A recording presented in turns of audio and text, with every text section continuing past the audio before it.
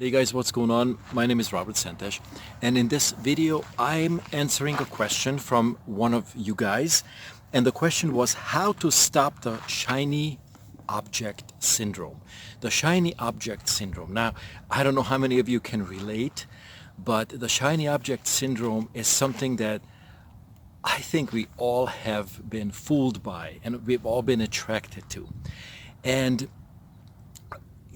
I think it shows up for all of us, in our lives.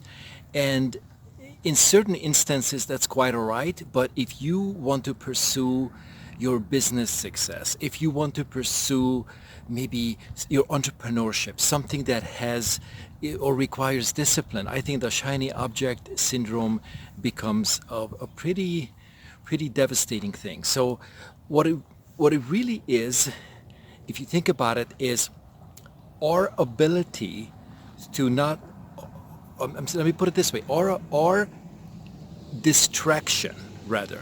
Like, so there's a target, there's something, your dream and your goal, and you want to achieve it. You want to go for it.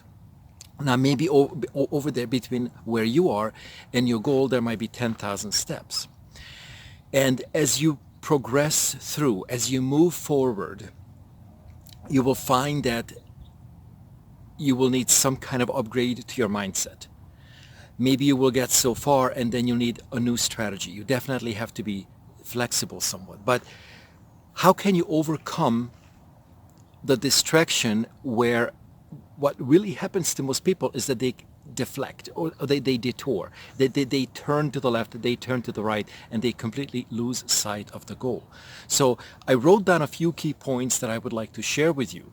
And then you can see which one of these points applies to you or apply to you, and then you'll be able to like hone in on your particular challenge and then adjust your course that way.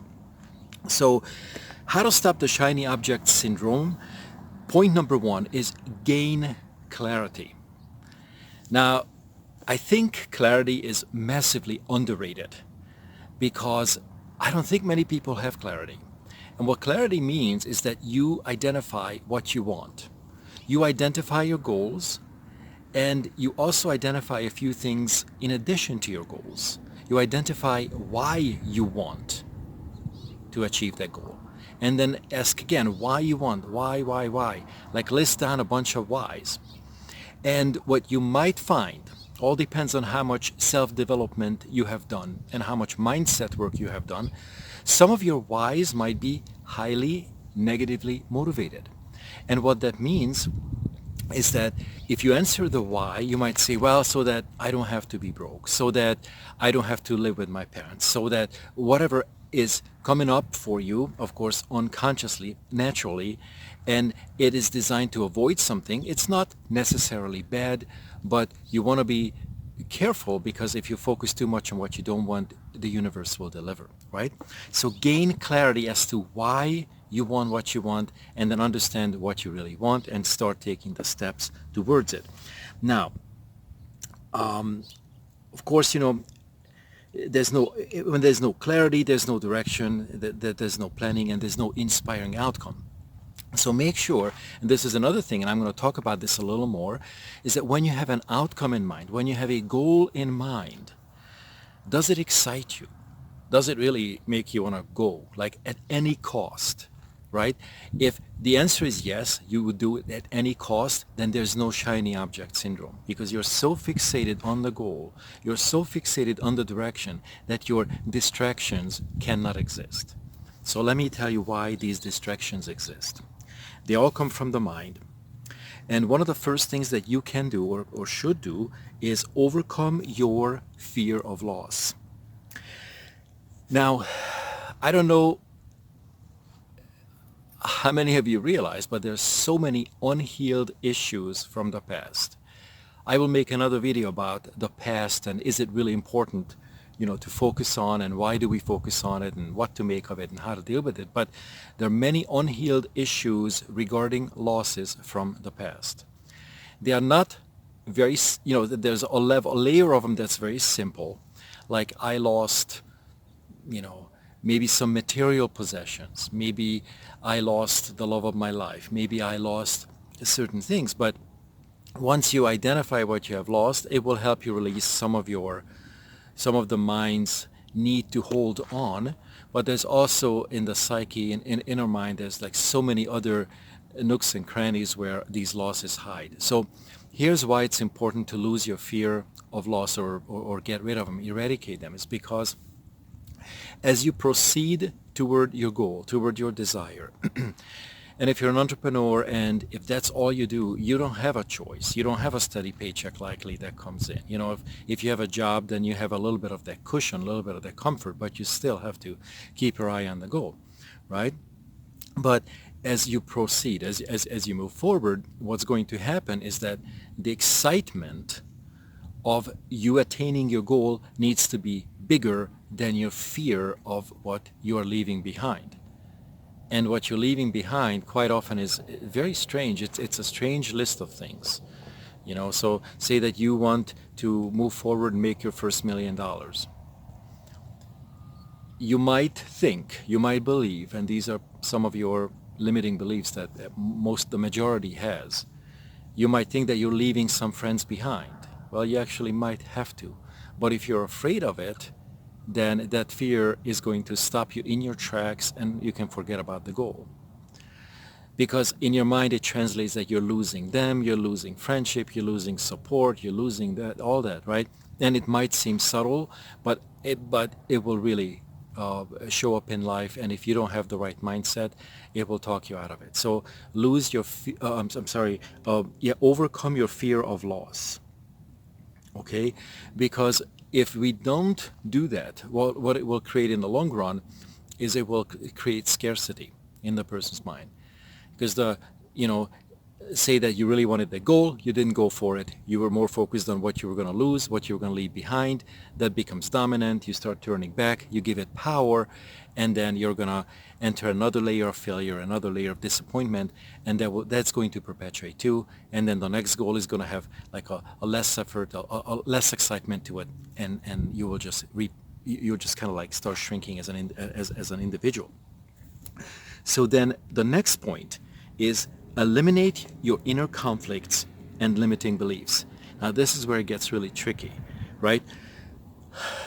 Whenever you make a decision to move forward towards your goal, that should be coming with excitement, that you should come with, enthusiasm, that should come with something like, yes, I want it, kind of the burning desire, right? That feeling of hunger. But what happens is, and you might have gone to motivational seminars, you might have gone to, like great gatherings, networking events where people said, yes, you can do it. And then 2 or 3 days later, that excitement is gone. So make sure that you are able to anchor the excitement. Bring that excitement from the moment, and you refire it. Fire that anchor. And also that you hold a discipline, or some sort of a focus and discipline, so that you will start taking steps towards the goal. Okay, you might need a coach, you might need a mentor for this, you might need an accountability partner, because honestly, there's no such thing as a self-made man or woman, right? If you want to achieve something that you haven't done before, obviously it's going to come with some tests, it's going to come with some trials and tribulations potentially, and if you have a mentor who has done or achieved what you're looking for already and walked that path, that's the easiest way for you to save years, maybe even decades, and 6-7 figures of lost money in just you having to pay for all the mistakes. And let's see, and embrace responsibility. Now I want to talk about this a little bit, because when you have the shiny object syndrome, that one of the reasons why, and I'll get into the little bit the trickery of the mind, and of course the ego comes in, that most people have a very difficult time with the concept of responsibility. Responsibility is the opposite of irresponsibility, right? Or being irresponsible. But in most people's minds, the word responsibility registers as almost like a harsh concept, because it also triggers the fear of loss. So say that, I don't know, you could do this with me, but say, okay, so I'm going to be now opening this business, or doing something new with my entrepreneurial business. It will come with responsibility, no questions, right? But that responsibility might also scare you because it might register in your mind that you're leaving, back to the fear of loss, that you're leaving something behind. What happened to my carefree lifestyle? I'm going to lose my carefree lifestyle.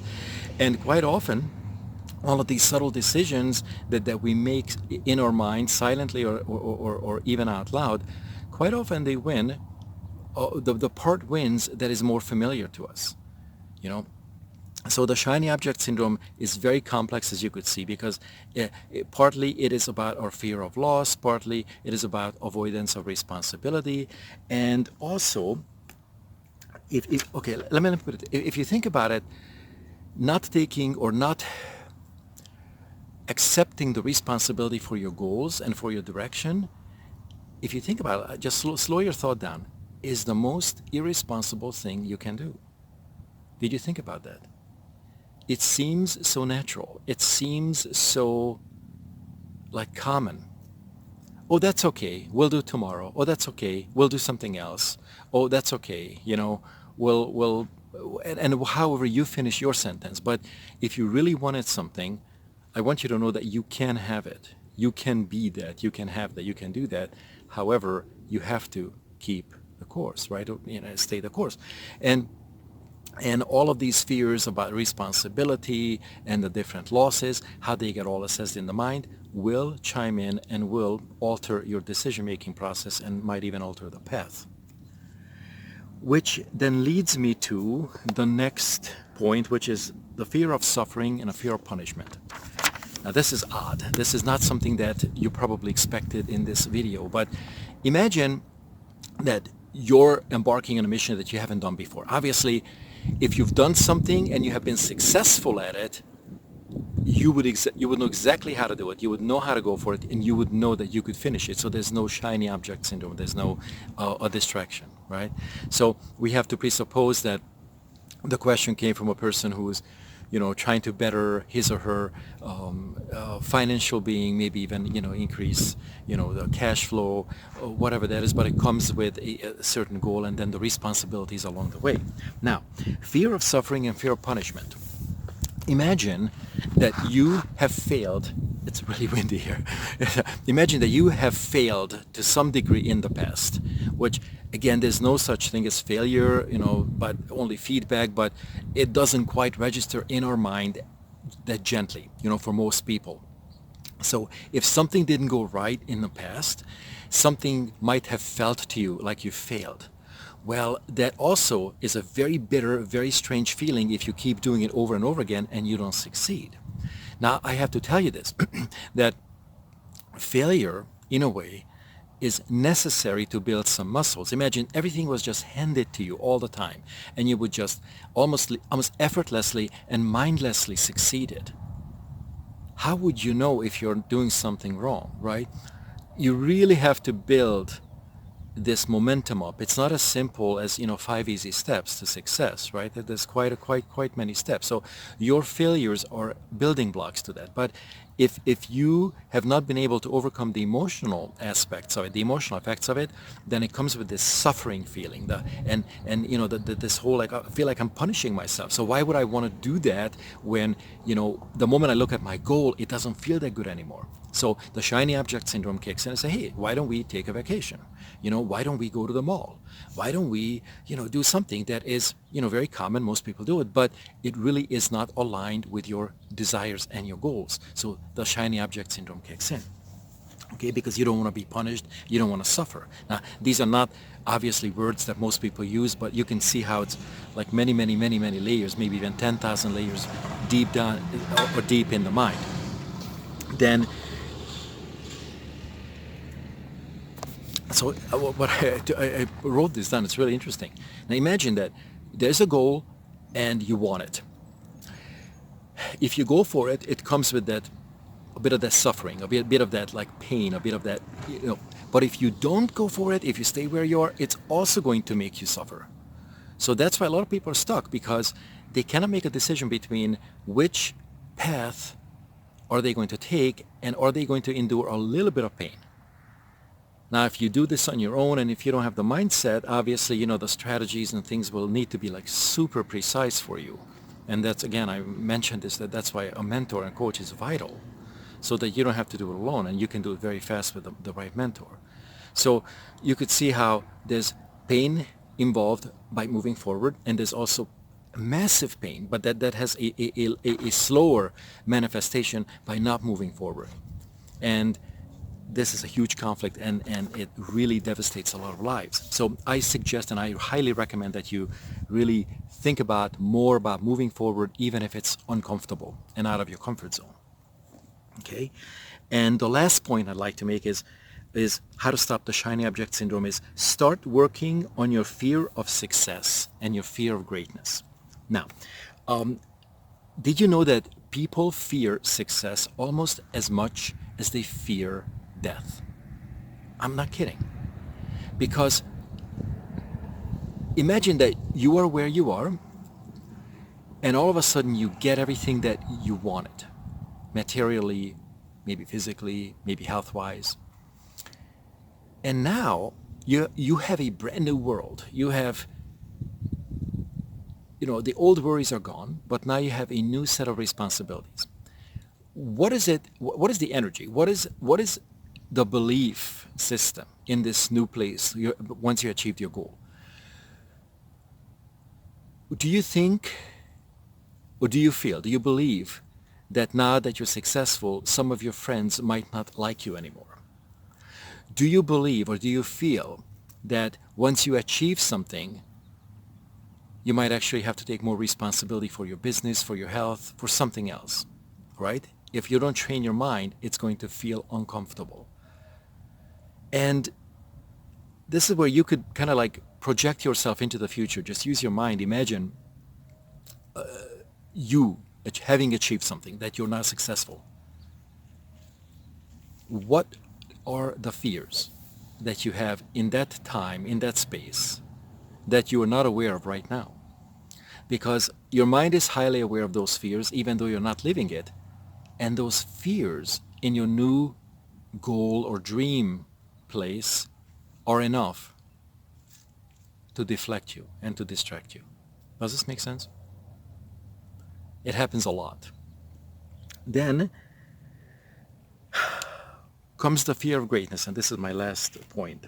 Those of you that are at an evolutionary point where you feel like there's more to life than just, go to work and 9 to 5 and do all the repetitive things, the predictable things. Like there's like a burning desire in your heart. There's this spark in you. There's the greatness. There's the inner talent in you.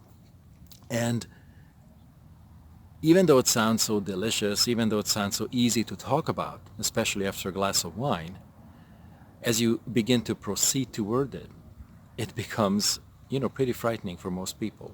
Again, all back to the mindset. So there's a fear of greatness.